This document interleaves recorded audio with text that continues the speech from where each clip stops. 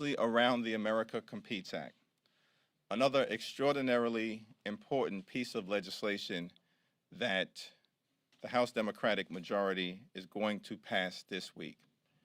The America Competes Act will invest in the creation of millions of good-paying jobs all across America. It will invest in research and development, invest in our national security interests, invest in making sure America can continue to lead the technology and innovation economy. And at the same time, it will deal with some of the inflationary dynamics that we are endeavoring to confront on behalf of the American people. Once again, when we pass the America Competes Act, it will make clear that Democrats deliver for the people.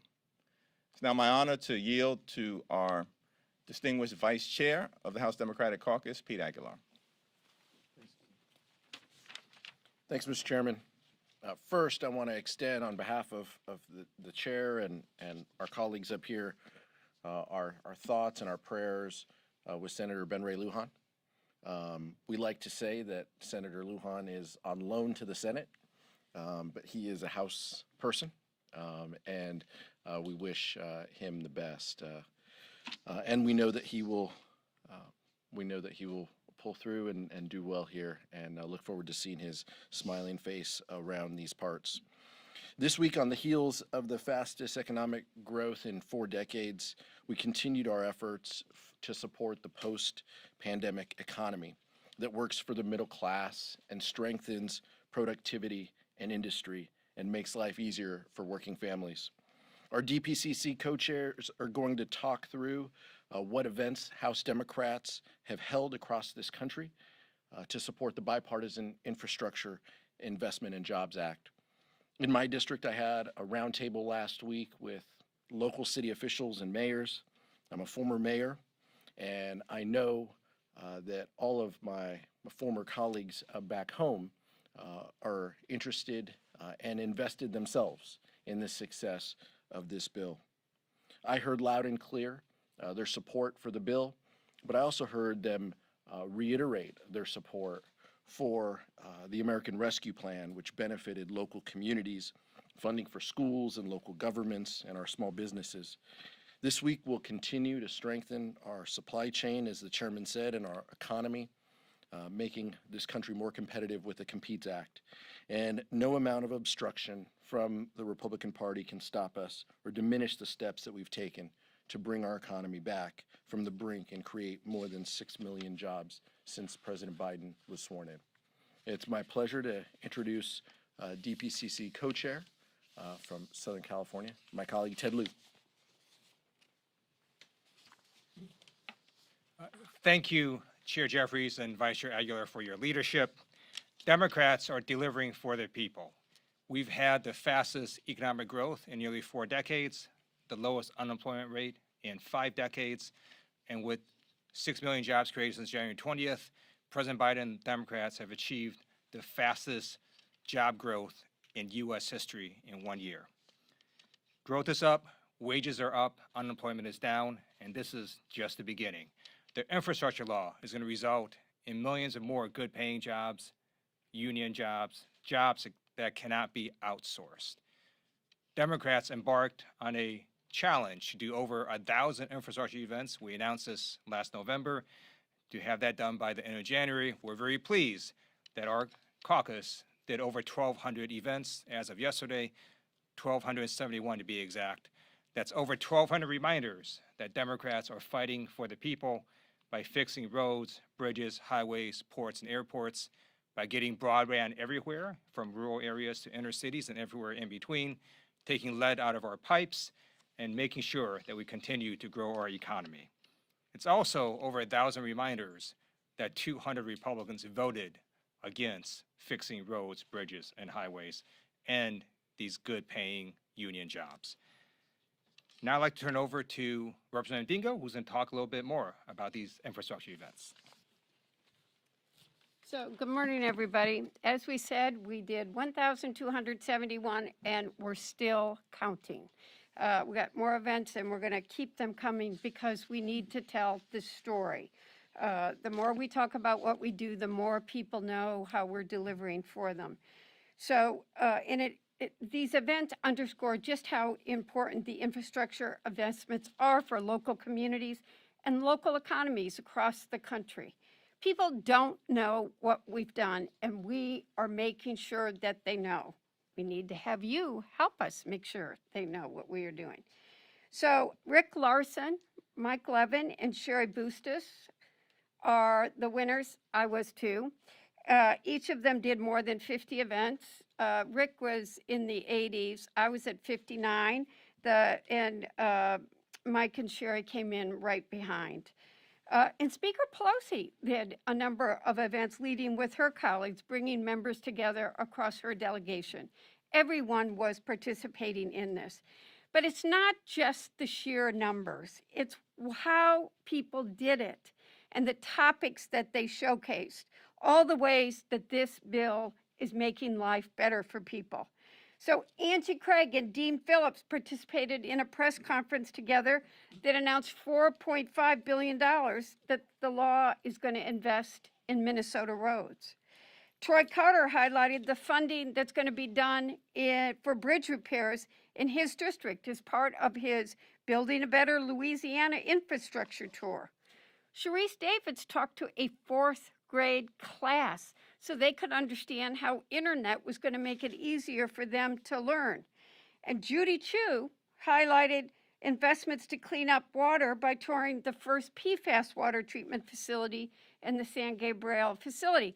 Sherry Bustos gutted a fish.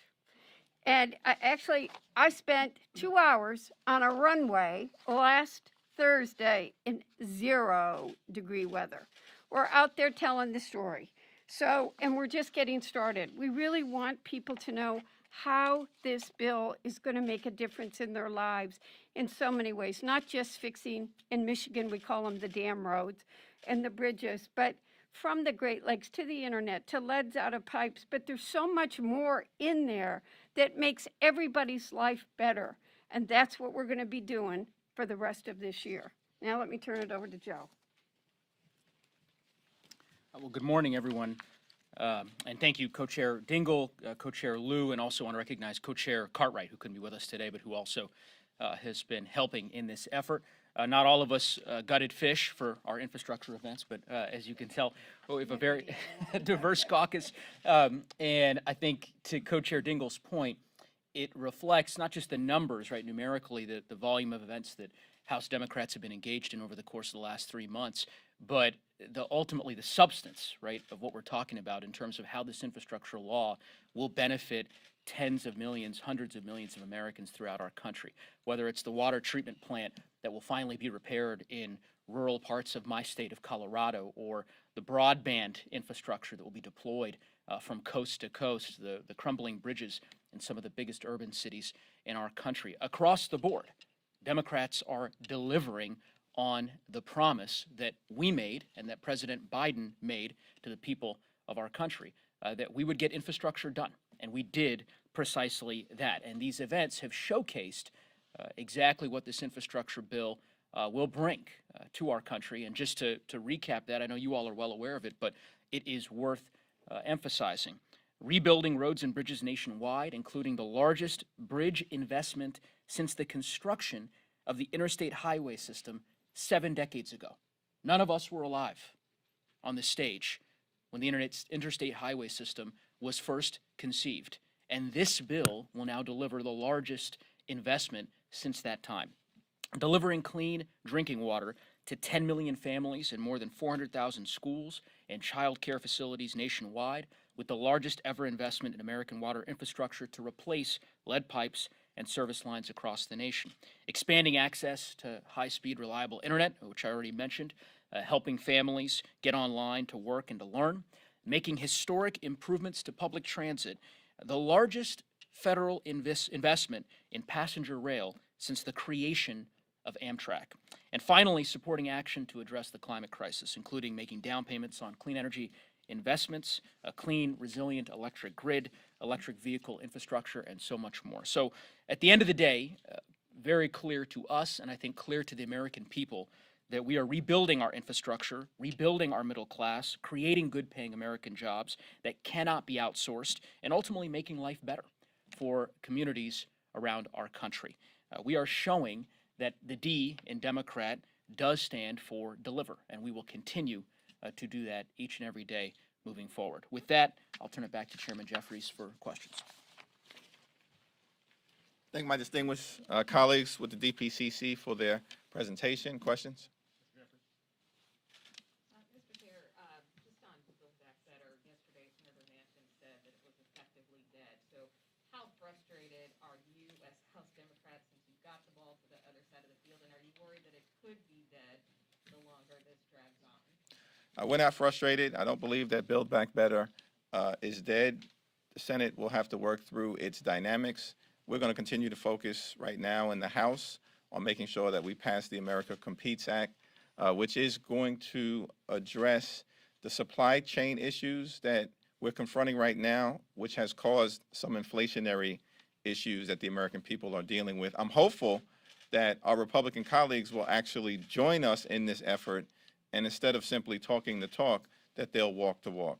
The Senate dynamics will work itself out, but I think right in front of us right now is the American Competes Act. That is an important step forward for everyday Americans and the American people. And as far as the policy and communications team are concerned, can you speak to what that means for your messaging? Do you talk about it? Do you not talk about it? Democrats will continue to deliver for the people. Thank you. Good morning. So obviously the administration has announced that it's forward deploying many of these troops in Romania and other places in Eastern Europe here. This is a different, the makeup of the Democratic caucus is different than some years ago, right after 9/11, where you had one member who voted against the AUMF after that. Nobody's talking about an AUMF this time, but historically there have been resolutions and concerns expressed by Congress as it pertains to war powers.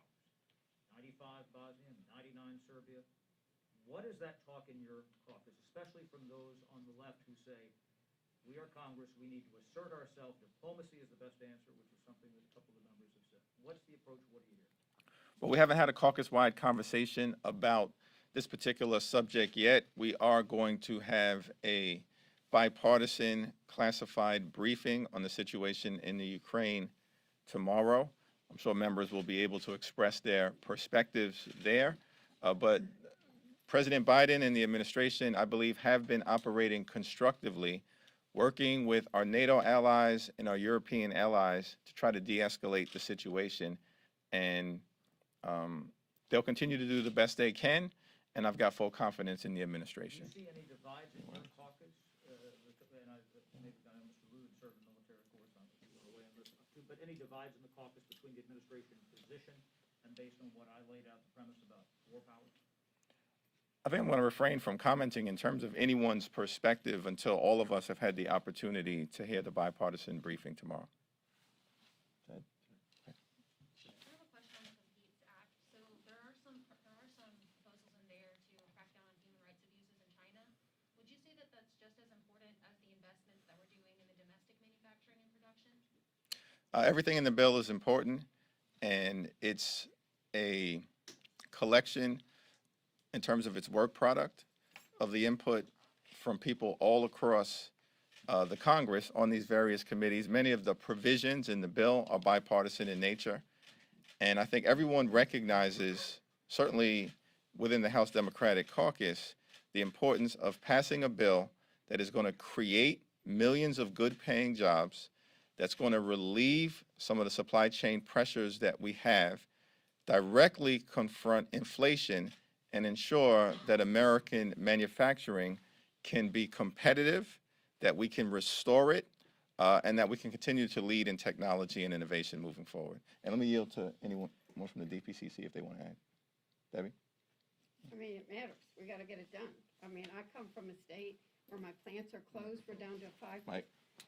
I mean, we got to get this done. Everything matters, but we've got to get in particular, we got to get the chip spills done. We're down to a 5-day supply in this country. Plants have been closed in my district off and on for months. We're hearing this across the country. I'm a car girl, but it's not just car girls in Silicon Valley and Colorado and medical supplies. So we got to get this bill done, and we got to get it to conference. And I've worked with many of my Republican colleagues who know that this is important too. And I wish some days that things just didn't come down to being partisan votes, because I know that the Ohio Republican members who just got the Intel plant know how important pieces of this bill are. The supply chain is just, everybody understands supply chain. When I started at GM, I don't want to say how many years ago, nobody knew what just-in-time was. They didn't understand what supply chain was.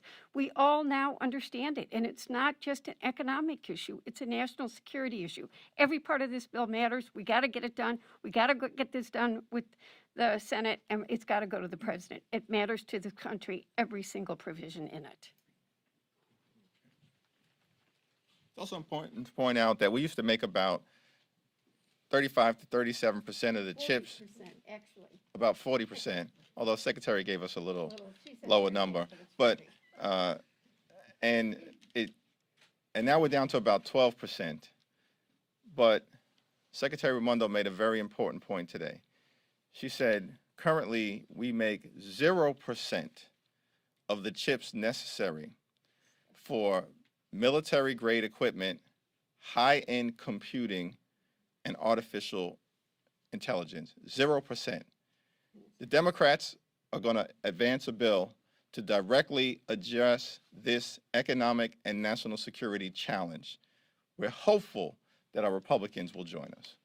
Sorry, just to follow up quickly, why do you think that leadership decided to put the human rights provisions in this bill? I think that's a question that you'll have to ask people who have worked on that provision. In the back. In terms of U.S.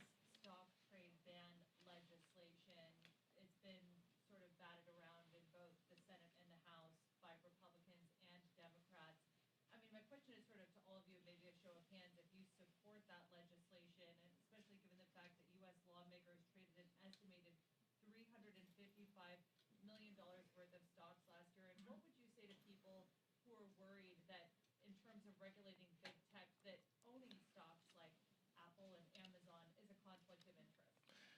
Yeah, I'm all for the classroom setting, but we don't really do shows of hands here. I will say that there's legislation right now that has been put forth by a variety of our colleagues, all of whom are incredibly well respected, to deal with this issue. Those bills are pending before the House Administration Committee. I certainly look forward to the work product that they put forward, and I've already previously expressed my personal position on this issue. This legislation obviously contains provisions to address the supply chain and inflation, but I'm wondering if you think that this bill covers the gamut of what the House needs to do, or does there need to be, are you planning on having additional bills that also address supply chain issues and inflation issues? It's an incredibly important step forward for all the reasons that have been articulated, and directly addresses the challenges around supply chain issues and inflation. But the business of the people always continues, and House Democrats are always going to continue to work to do several things, much of which we've already done. Create millions of good-paying jobs, as we've done with the bipartisan infrastructure agreement. Lower costs and make sure that we provide support to everyday Americans in a changing economy. We've done that through a variety of different efforts, including the child tax credit that we're working to continue. Democrats will continue to deliver for the people in these areas. But what is in front of us right now, making sure we get the America Competes Act over the finish line. Pete? EPCC? Joe? Yeah, sure. I would just reinforce what Chairman Jeffries articulated. It's not a myopic approach, right? The caucus has adopted a holistic approach in coordination with the Biden administration to address inflation. Of course, the Competes Act is a large step forward in addressing the problem. As the chairman put it, There are other activities as well that the House is engaged in. Just currently, for example, the House Judiciary Committee and the House Oversight Committee engaged in a number of different important investigations as it relates to competitiveness to ensure that our economy remains as competitive as possible, and that obviously also dovetails with the actions that the FTC has taken under the new commissioner, or chairwoman rather, appointed by President Biden to ensure that in particular industries where we see some of these price pressures that are far more pronounced, that we're pulling the right policy levers to ensure that the American people have access to goods at a reasonable price. So I think you will see the Congress take further steps in the coming weeks. Our members have a number of different bills, some of which are far more technical in nature, some of which are far larger in nature. And I suspect that over the course of the next 8 weeks, you'll see us consider more of those bills on the floor. But for now, the focus remains getting the American Competes Act across the finish line. And it would be nice if House Republicans would join the effort, given the incredible support that this particular bill has amongst the business community, amongst labor, and so many other stakeholders across the country. On government funding, how confident are you that there will be some sort of deal by the end of the week? And will a short-term continuing resolution be necessary?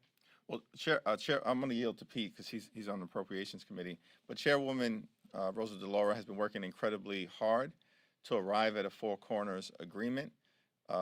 We've done our work in the House of Representatives, and hopefully Senate Republicans will see fit to proceed in a way that funds the government fully and robustly, because many of the investments that are contained in an omnibus spending agreement are necessary to improve and enhance the quality of life of everyday Americans. That's what we're all about. It's not just a ministerial bill, a spending agreement. For many people, it's a matter of life and death. And so I'm cautiously optimistic that we'll be able to arrive at an agreement, but a lot of that depends on the goodwill of our partners in the Senate.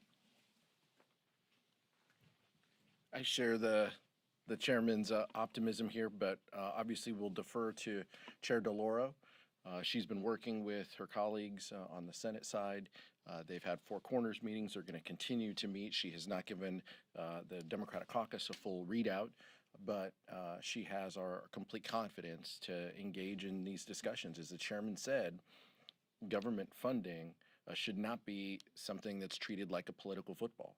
You know, this is important. It's important to fund our priorities. It's important to fund health and safety priorities. Chair McCollum led a hearing talking about the importance to the Department of Defense and our national priorities at a time when we see potential conflict. This is not the time to have a full year CR, so we want to do everything we can to avoid that. Members have priorities as well. We would like to see those addressed within this bill, and Chair DeLauro has our confidence that she has the best interest of the country and the caucus in mind as she engages in these discussions. Last two questions, and then we'll go to the back. Yeah. Mr. Chairman, the New York maps are soon to be approved and have been kind of labeled essentially as favoring Democrats. I'm curious if you think that undermines Democrats' message of promoting free elections. Well, I'm going to refrain from commenting until the legislature acts. It's my understanding that they may act today, they may act tomorrow. In terms of the district that I represent, there are several communities of interest within it that have historically been kept together. As far as I can tell, they have been kept together in this particular map, but let's see what the legislature does before I make any further comment. Does it help with the dynamics heading into midterms? I'm not sure. So yesterday, Congressman Judy Chu issued a letter warning against stirring up xenophobia with the debate of American Competes Act. I was wondering if any of you share the same concern. The American Competes Act will make America a global leader. So we're going to pass this bill because it helps America be the #1 country in the world in a variety of industrial sectors. And this is against challenges from any country in the world. I also note that sometimes what we do see happen in U.S. history is when xenophobia against another country blows back against Americans who happen to be of Asian descent. So if you look at our country's history, we had the whole Yellow Peril hysteria that was followed by the Chinese Exclusion Act, and that was then followed by the Japanese internment. And then in the 1980s, when America feared the economic rise of Japan, there was a lot of discrimination against Americans who happened to be of Asian descent, including the murder of Vincent Chin in Detroit. So we have to just make sure that we push back and let the American people know that you do not racially profile or discriminate against Americans who happen to be of Asian descent, regardless of what you think of what any other foreign country may or may not be doing.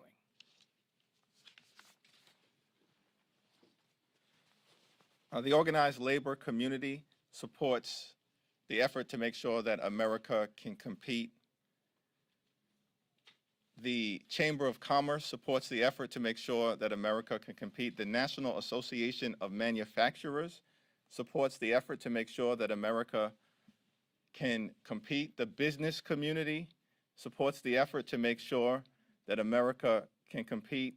Will House Republicans support the effort to make sure that America can compete, or will they continue to play partisan political games? Democrats will continue to deliver for the people. We are going to pass the America Competes Act. Thank you, everyone. Thank you.